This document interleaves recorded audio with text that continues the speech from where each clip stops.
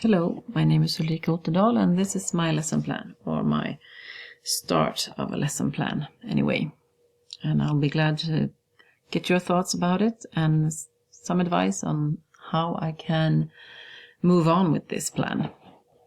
What I need to change, of course, and what I need to work with a little bit more. Of course, this is only the first time I even thought about this, so this is very quickly planned and made into a presentation. This is somewhat the way I work also. This is the way I am. I come up with something and I write it down, and I end up often teaching what I have planned and then adding or removing things that didn't work. Okay, so just to start off, the students I have and the students I will be practicing this on are my students in upper secondary school in 8th grade. Is this the correct term for högstadiet, upper secondary school? I never get this right. If this is right, then please tell me so that I know which level I am working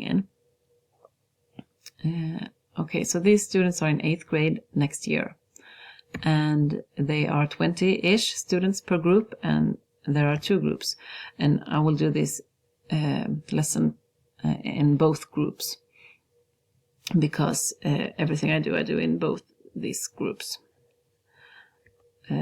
I have had these students for a year now, so my knowledge of their English so far is quite good. I know what they can and what they can't do, and I know what they need to practice and what they need to become better at English. Or at least I thought I knew before I started this course, and now I know even more what they need.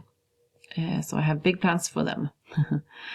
And their experiences so far in my teaching in CLT, if I think about it, I have done a few things that have been communicated language teaching, definitely, and also a lot that haven't been.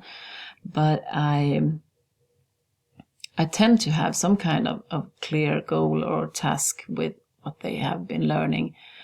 But I also do the more traditional, if we can call it that, teaching with texts and word homework and exercises.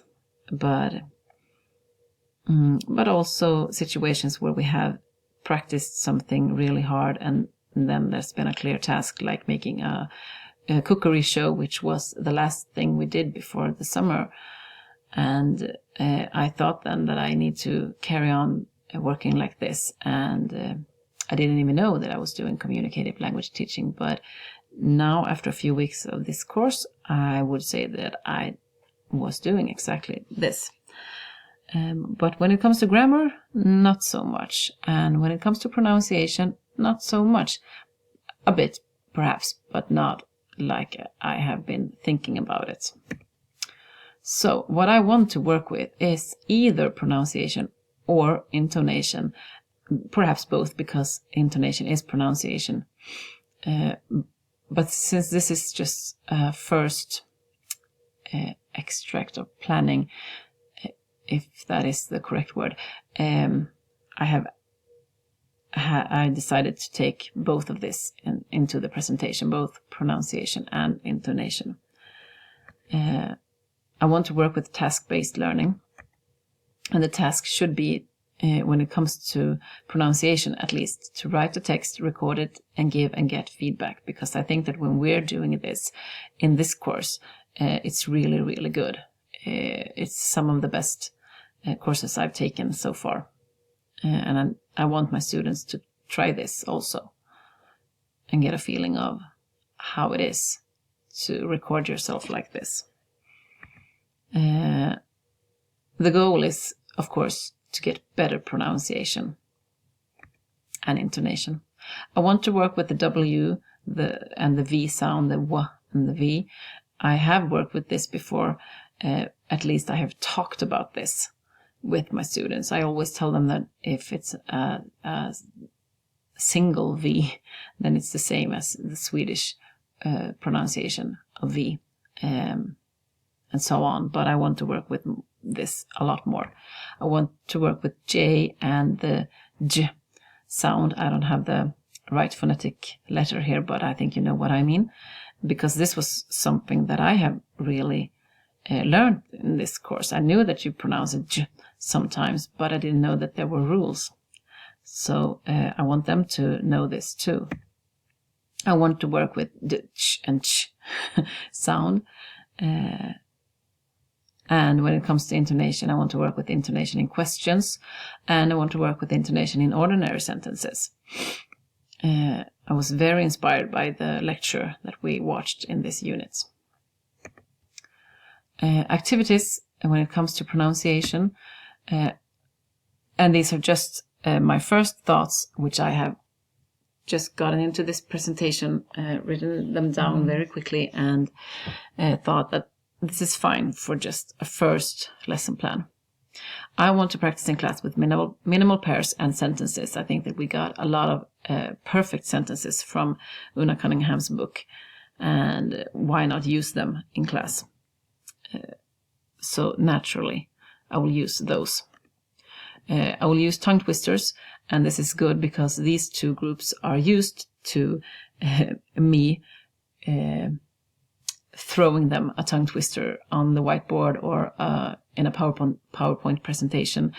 And then we have practiced, and I have had every student in the class to say these tongue twisters, both together but also one by one. So they are used to it, and I think that's a good thing.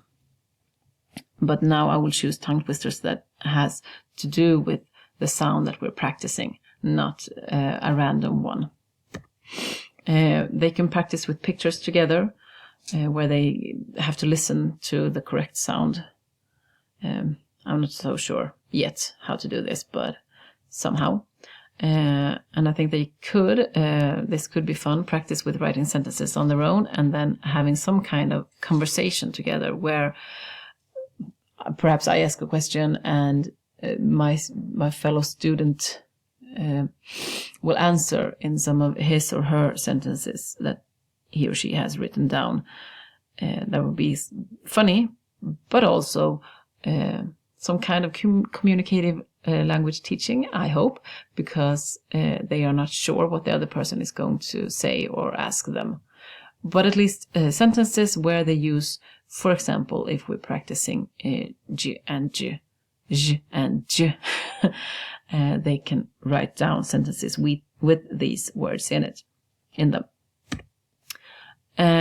Then I want them to write a text by themselves, where they come up with a text where they use as many words as possible with the sound that we are practicing. I want them to read the text to each other and give feedback to each other. Also, of course, they get to practice a lot before doing this. And when they feel like they're finished, I want them to record it and hand it in to me and then get feedback from me. When it comes to activities that has to do with intonation, I guess there will be a lot of testing.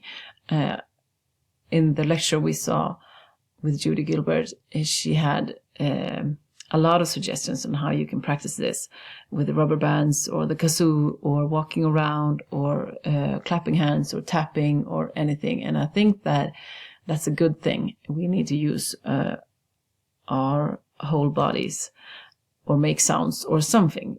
Be ridiculous just to practice your English. Have fun together. So I was very inspired by this lecture, as I said, and I think that she had some really good activities that I'm going to just honestly steal from her and use with my class. And I think these sentences were really, really good. You remember, right? For example, I ordered soup. And the other person will answer, not coffee, or did you order or not, depending on where my intonation lies in the sentence. But as you remember, the students were not supposed to read the words in the sentence. They were supposed to make the sound, either if you have a kazoo or not. But and and the other students will answer what the correct answer will be. Or I called her yesterday. And of course, this correct answer will be not today.